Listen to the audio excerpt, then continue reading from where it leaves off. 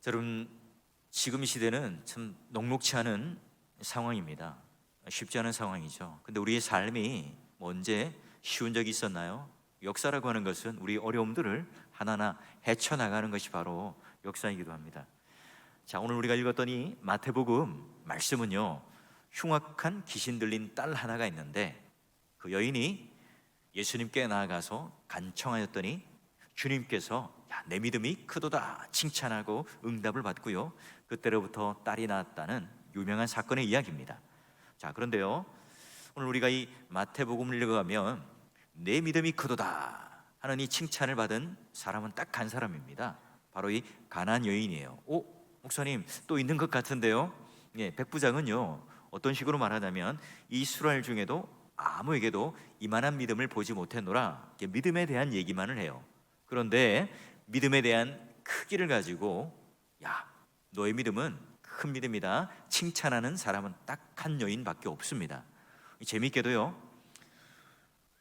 백부장이나 또는 여기 나오는 가나안 여인은요, 유대인이 아니라 이방 사람들입니다.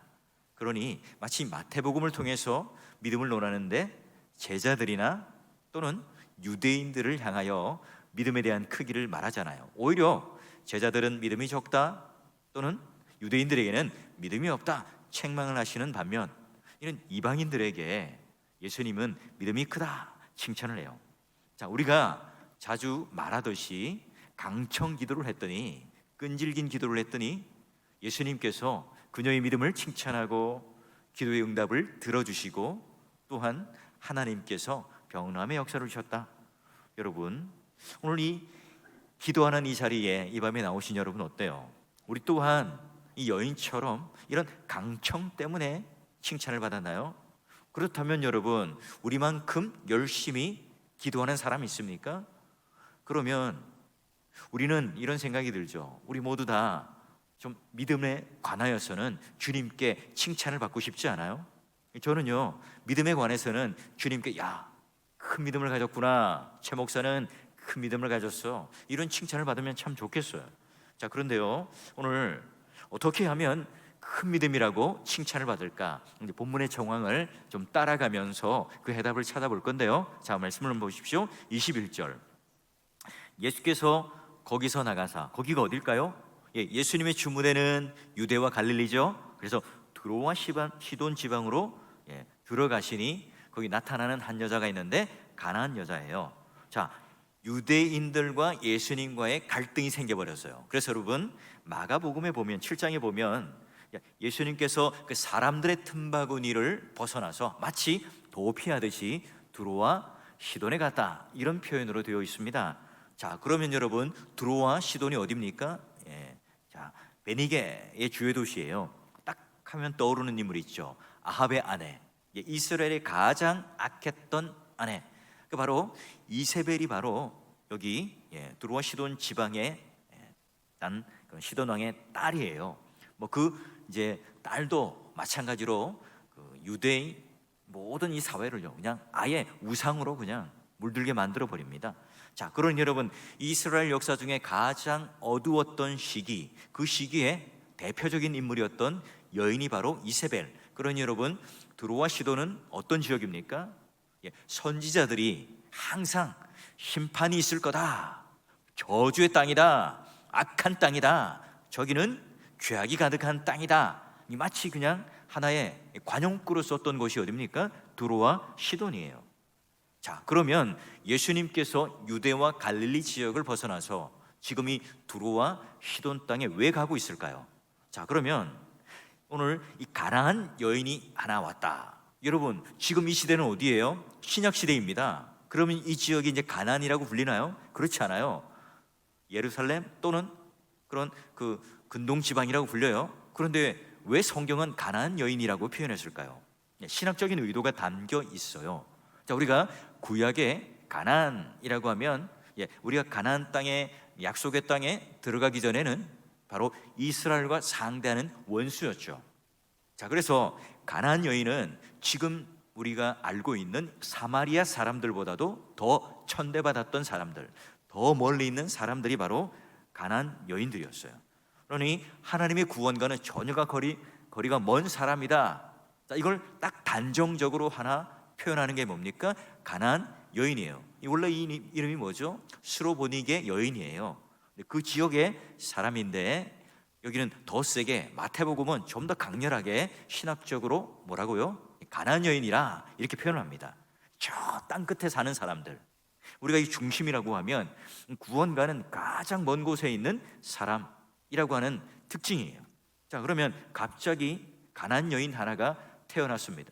그리고 여기 나타나서 지금 예수님 앞에 딱 섭니다. 그런데 제자들과 예수님이 쫙 걸어갈 때 그 일행들 앞에 딱 막아섭니다. 이때 주님은 어떤 반응을 보이죠? 자, 22절 보니까 그녀는 소리를 질러요. 주 다윗의 자손이여 나를 불쌍히 여기소서, 내 딸이 흉악하게 귀신 들렸나이다. 예수님께서는요, 새침하게 한 말씀도 안 해요. 왜 그러죠? 그녀를 무시하는 듯 그냥 흘려보냅니다. 자, 여러분, 우리는 어때요? 우리 또한 애타게 주님 앞에 옵니다. 애타게 하나님 앞에 간구하며 간청을 해요. 그런데 주님께서는 한 말씀도 하시지 않은 때가 있어요. 침묵하실 때가 있죠. 여러분, 그때 우리는 얼마나 답답해요.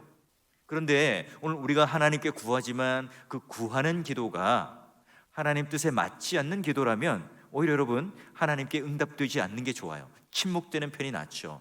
그런데 또 하나님께서는 오늘 우리가 간구하는 이 내용이 하나님의 뜻에 맞지만 하나님의 때, 하나님 타이밍에 맞지 않을 때는요, 잠시 침묵을 하고 기다리실 때가 있어요. 우리는 몰라요. 그 모든 시와 때는 하나님 편에 있기 때문에 그래요. 그러기에 주님께서 지금 침묵하는 데는 의미가 있어요. 주님은 모르시는 게 아니죠. 의도적으로 지금 한 말씀도 하지 않고 침묵하고 계시는 거예요. 우리 인생에도 그럴 때가 있잖아요. 그럴 때 우리는 어때요? 끝까지 주님을 향하여 시선을 놓지 않아야 되겠죠. 바로 이 가나안 여인이 그랬어요. 자, 그러면 그녀의 문제가 뭐였어요?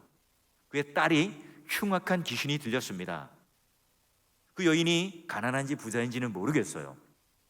그러나 용하다는 병원마다 다 안 가봤겠어요? 또 얼마나 많은 약들을 구입해서 먹였겠어요? 전 재산을 다 쏟아부을 정도로 그 딸 아이를 살리기 위해서 모든 노력을 다 했을 거예요. 그러나 그 시대의 과학 의술로는 불가능한 일이었습니다.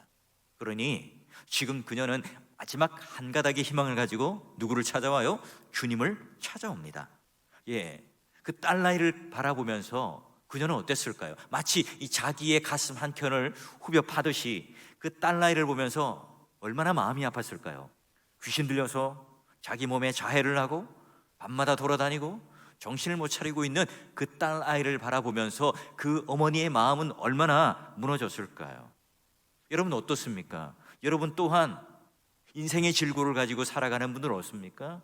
때로는 남편, 때로는 자녀가 이와 같이 오늘 내 가슴 한켠을 후벼 파는, 내 가슴 한켠에 가장 깊은 상처를 주고 있는 그 사람을 위하여 기도받게 할 수 없는 그런 상황 가운데 우리는 있지 않습니까? 여러분, 이 여인이 어떤 믿음에 또는 어떤 그런 상황 속에 있더라도 이 고통을 부여잡고 지금 누구 앞에 섭니까? 바로 예수 그리스도 앞에 서요. 그 예수 그리스도 앞에 서게 되니까 놀라운 복이 일어나잖아요. 오늘 여러분 어떻습니까? 어떤 기도의 제목을 가지고 오셨어요? 여러분에게는 누구에게 말 못할 어떤 기도의 제목이 있으십니까? 오늘 주님 바라보면서 내가 주님 앞에 섰다는 이 사실들을 꼭 믿으셔서요, 이 여인과 같은 놀라운 그 기도의 응답을 받고요, 또 큰 믿음이라고 하는 칭찬받는 여러분 되시기를 주의 이름으로 축원합니다. 자, 그래요. 20절 보니까 이 어머니가 이렇게 말합니다. 내 딸을 불쌍히 여겨 주십시오 라고 기도하고 주님 앞에 간청하잖아요. 누구를요? 나를 불쌍히 여겨 주십시오. 나는 귀신 들린 딸 아이를 가진 자입니다. 이렇게 표현해요. 지금 이 딸은요, 이 자리에 나와 있지도 않습니다. 그러니 지금 주님, 내가 이 딸 아이를 위하여 평생 짐을 지고 살아가는 이 아이를 위해서 내가 평생 어떻게 이 아이를 잘 보살피고 살아갈까? 그 짐을 가지고 살아갈 나를 좀 불쌍히 여겨주십시오 라고 얘기를 하고 있어요.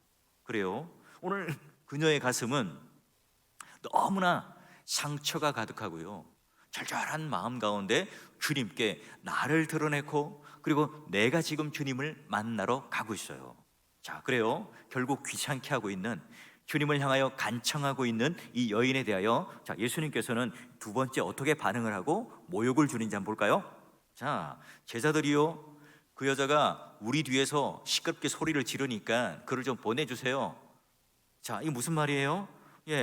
아이고 주님, 우리 가는 길에 너무 짐이 되고 또 귀찮으니까요, 대충 좀 주님께서 돌려보내주세요 말을 해요. 그런데 예수님께서는 굉장히 독한 말을 하십니다. 뭐라고 하시죠? 자, 보니까 나는 이스라엘의 집 어린 양 외에는 다른 데로 보내심을 받지 아니하였다. 무슨 말입니까? 나는 유대인에게만 관심 있어, 이방인에게는 전혀 관심이 없다. 너는 가나안 여인이지 이방 여인이니까 너는 내 관심 밖에 있는 사람이고 나와는 교제하지 못하고 나와는 관계하지 못하는 사람이다. 여인이 물러나나요? 포기하나요? 그렇지 않습니다. 절규하며 예수님께 다시 간청을 합니다. 세 번째 볼까요? 주여 저를 도우소서. 또 예수님께서는요, 좀 시원하게 그래 여인아, 손을 좀 붙잡으면서 네가 간구하는 거 내가 들어줄게. 얼마나 좋아요. 근데 또 이렇게 말합니다. 야박하게, 자녀의 떡을 취하여 개들에 던짐은 마땅하지 않느냐. 이 세 번째 모욕은요, 결정타입니다. 여러분, 이 정도 되면 그래요 주님, 아이고 더러워서 나는 주님께 간구하지 않을 겁니다. 잘 먹고 잘 사세요, 안녕, 바이바이 할 수도 있잖아요. 그런데 그래요, 유대인은 하나님의 자녀고 이방인은 개다. 이게 지금 누구의 생각이죠? 당시에 유대인들의 어떤 이분법적인 생각이었어요. 나는 하나님께 율법을 받았다, 나는 하나님의 선민이다, 나는 하나님의 택한 백성이고 우리들만 구원이 있고 저들은 이 지옥의 불쏘시개로 있는 사람들이다, 저들은 개들이다. 이런 여러분 생각이 녹아 있었거든요. 근데 지금 주님께서 이런 말씀을 하고 계시는 거예요. 여러분, 그 인자하신 예수님 맞아요? 병든 사람을 보면 민망히 여기시고 긍휼히 여기시고 눈물을 흘리시며 당장 고쳐주시던 그 인자하신 예수님은 어디 갔죠? 밤이 되어서 너무너무 배고파서 이 광야 한가운데 있는 그 굶어가는 사람들을 바라보면서 눈물 흘리며 그들을 위해 떡을 나눠주고 생선을 나눠주었던, 그들의 허기짐과 배고픔을 달래주었던 그 예수님의 인자하신 모습은 어디로 갔습니까? 맹인들이 찾아와서 소리치며 고치달라고 했을 때 눈을 뜨게 하시고, 또한 장애인들을 다시 일으키신 그 인자하신 예수님 아니세요?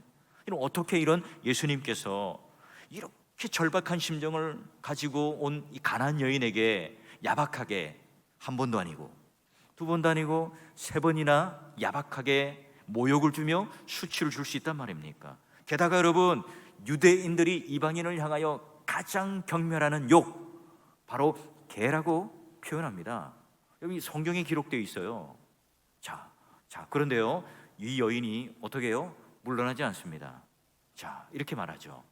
주여 올소이다마는 개들도 제 주인의 상에 떨어지는 부스러기를 먹습니다. 이때 주님은 반전을 이뤄냅니다.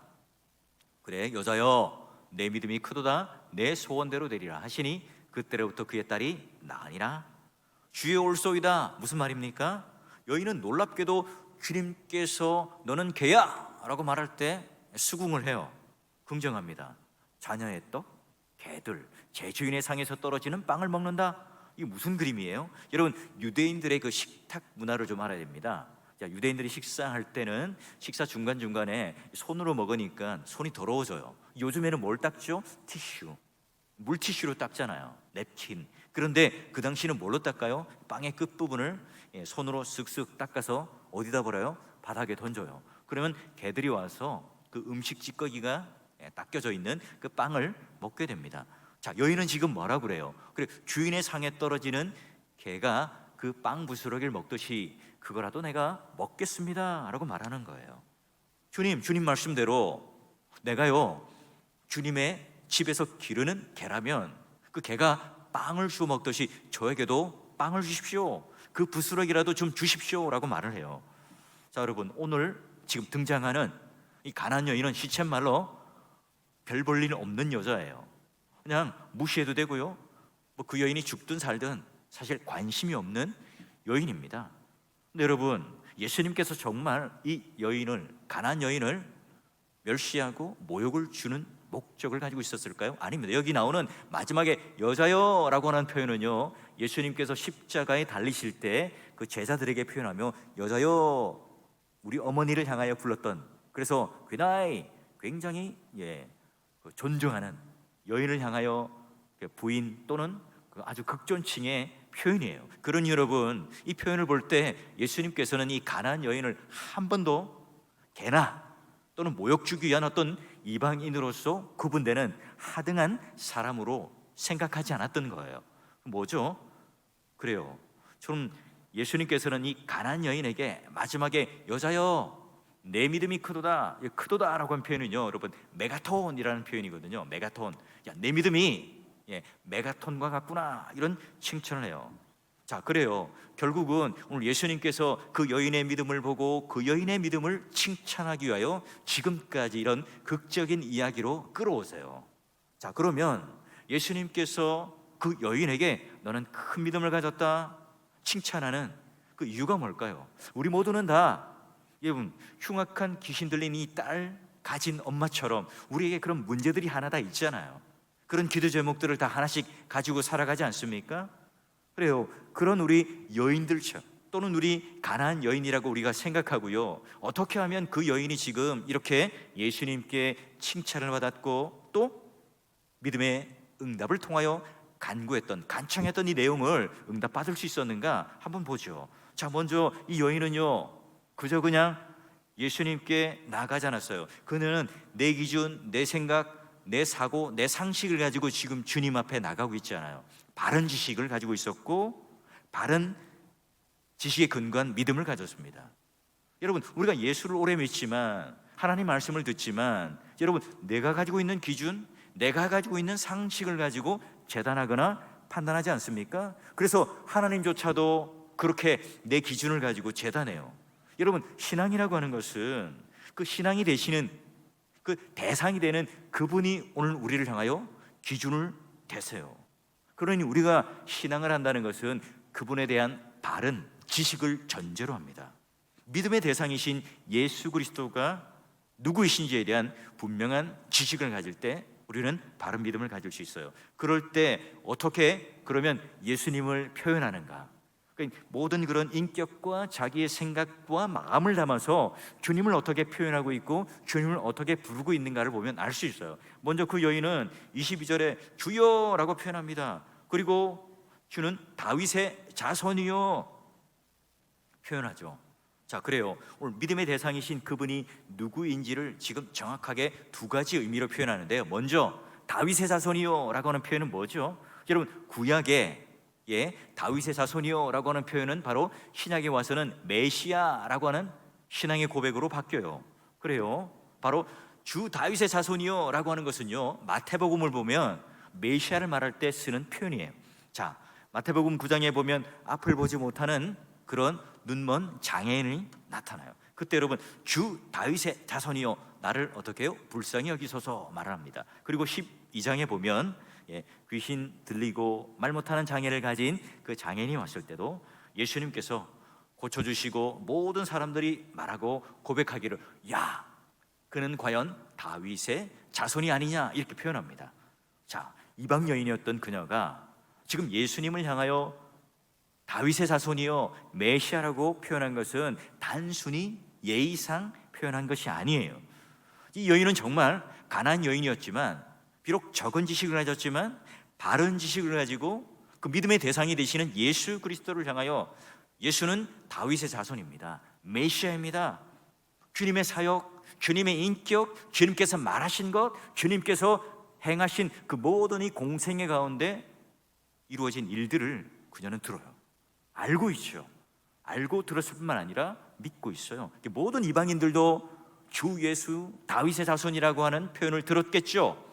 예수님의 사역을 들었고 예수님의 말씀과 인격을 접했을 겁니다. 그러나 이방 여인처럼 예수 그리스도를 내 마음의 인격을 담아 바로 다윗의 자손이요 메시아라고 고백하나요? 그렇지 못합니다.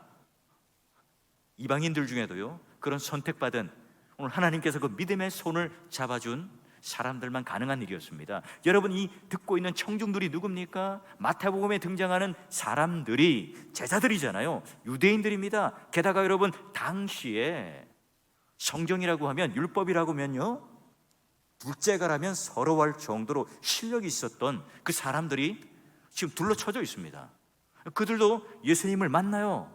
예수님의 말씀을 듣습니다. 그 사역을 함께 보지만 예수님을 향하여 다윗의 자손이여 메시아라고 고백하지 않습니다. 우리의 구주로 오신 것을 몰라요. 여러분, 그녀는 비참한 처지 속에 있었죠. 그러면서도 예수님은 단순히 병 고치는 의사야, 이적을 행하는 마술사야, 떡을 나눠주는 복지사야, 이 정도로 여러분 인식한 게 아니에요.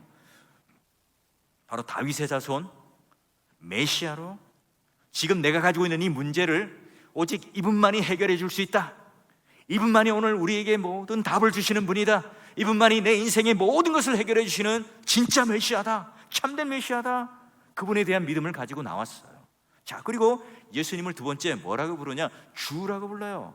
22절, 25절, 그리고 27절에도 보면 주여라는 표현을, 주여 저를 도우소서, 주여 올소이다마는 계속해서 예수님을 주라고 부릅니다. 큐리어스. 당시는 여러분 노예 사회였잖아요. 그 노예가 주여 주인님이라고 부른 그 의미는 어떤 의미예요?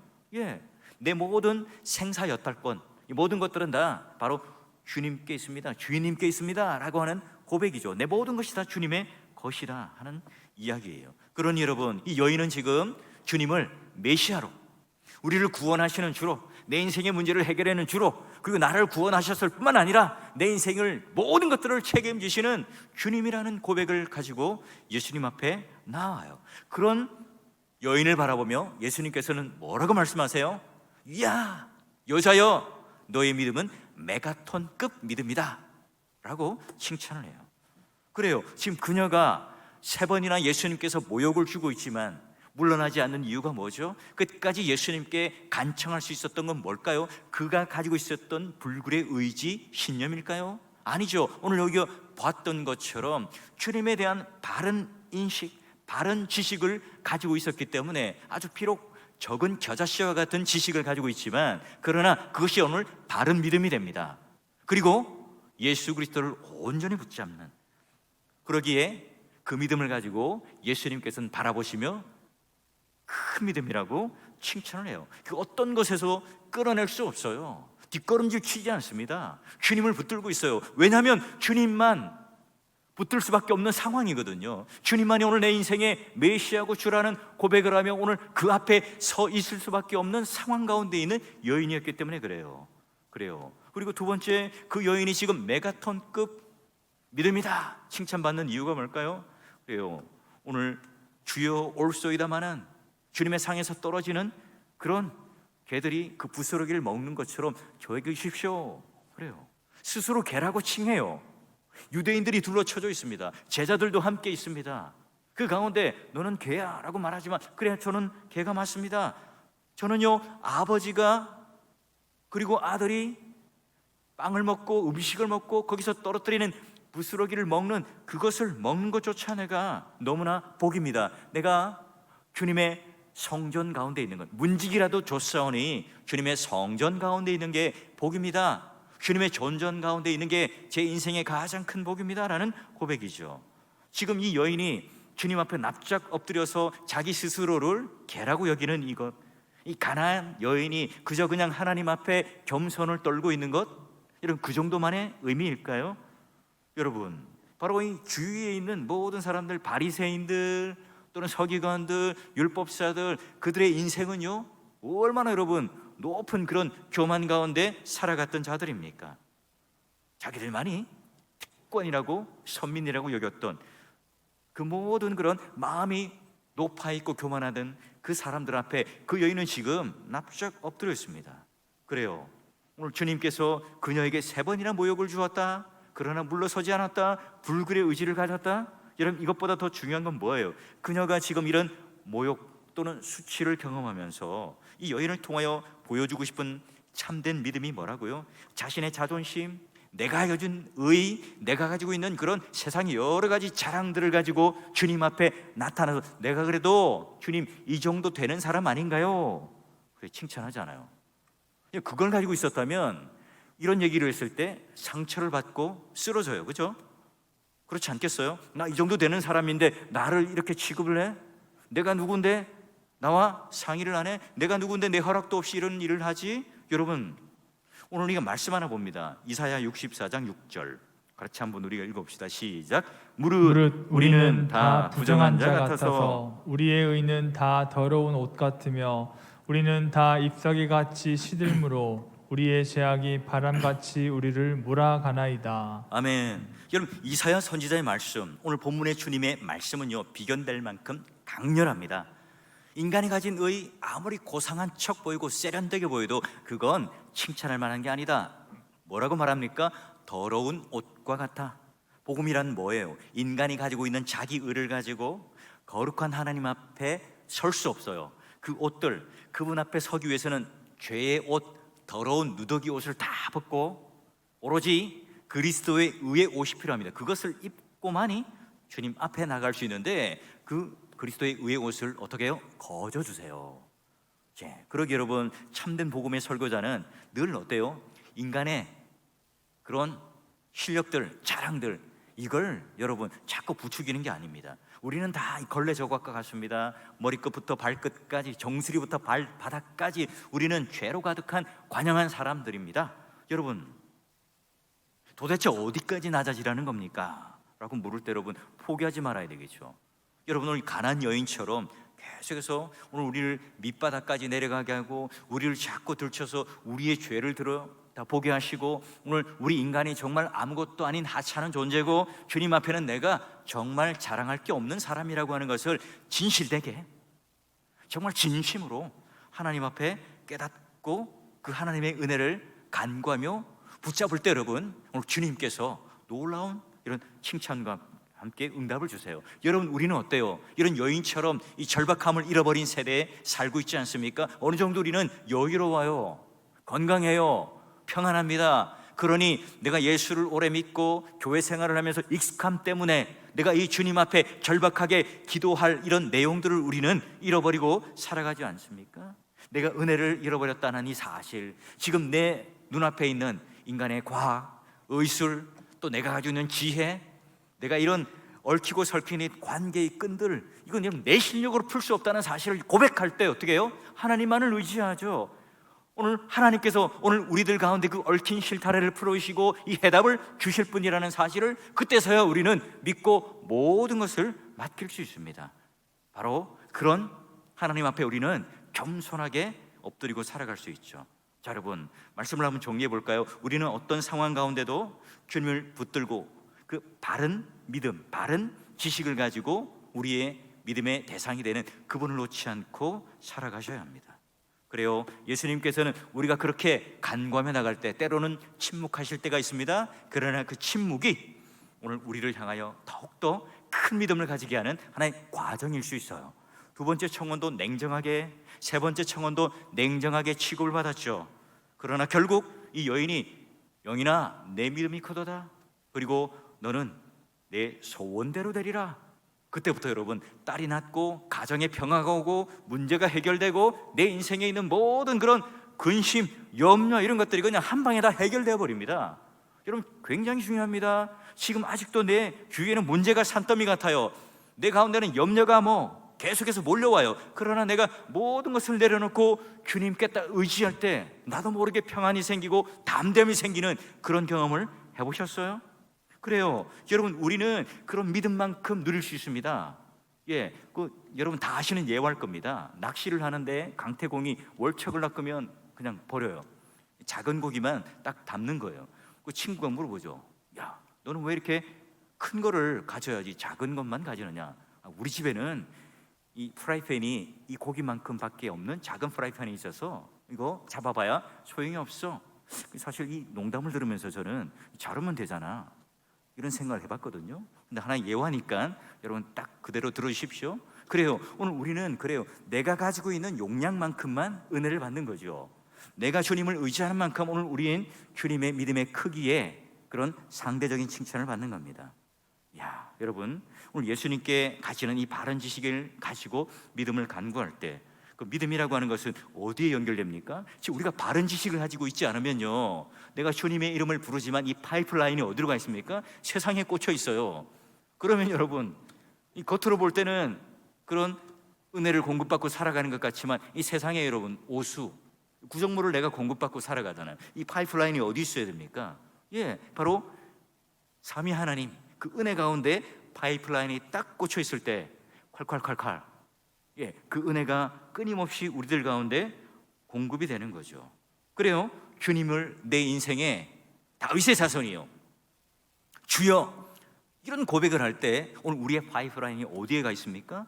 예, 삼위 하나님 가운데 딱 가 있어요. 우리는 목마르지 않죠. 이 땅에 살지만 그 이 땅에 있는 것들을 추구함으로 계속해서 우리는 갈망하고 목마름으로 살아가지 않아요. 자, 그리고 세 번째, 오늘 우리에게 어떤 난관이 찾아오더라도요, 자기 의를 주장하지 않고 자기의 옳음을 주장하지 않고 겸손한 마음으로 오늘 주님의 그 의를 덧입기를 간구하며 청할 수 있어야 됩니다. 예수님은 안 들은 척 내 기도를 무시해버린 것처럼 우리는 착각할 수 있지만 침묵을 통해서 또 주님께서 우리를 향하여 우리 자신을 돌아볼 수 있는 우리의 정체성을 가르쳐주면서 주님께서 마지막까지 우리를 향하여 다듬어 가시고 그 기도의 응답의 때를 통하여 완전하게 내 딸이 낳는 그 인생의 문제가 해결되는 놀라운 역사를 경험합니다.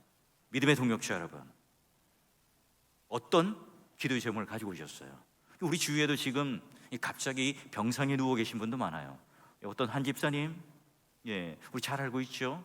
대동맥 박리라고 하는, 갑자기 그 전날, 그 전전날에 저와 함께 목양실에 함께 담소를 나누고 기도를 했어요.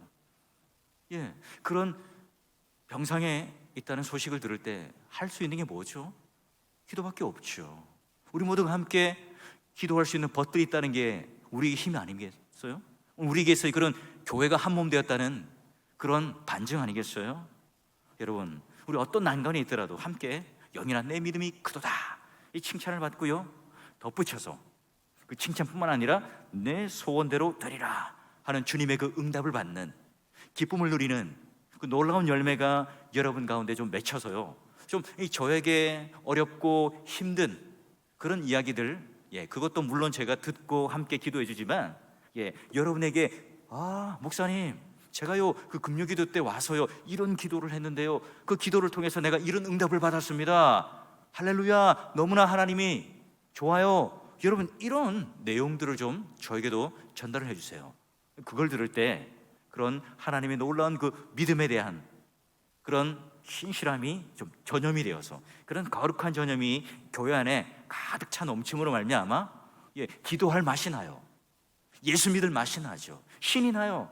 교회 다니는 그런 의미가 무엇인지를 알겠어요. 이제 그런 의미로 여러분 모두가요 참된 기쁨과 구원에 대한 놀라운 그 은혜가 충만함을 통해서 오늘 이 여인이 예수님께 칭찬받았던 그 놀라운 믿음과 함께 기도의 응답이 오늘 이 밤 기도하는 여러분 인생 가운데 똑같이 펼쳐지는 그 놀라운 은혜가 되시기를 주의 이름으로 간절히 축원합니다.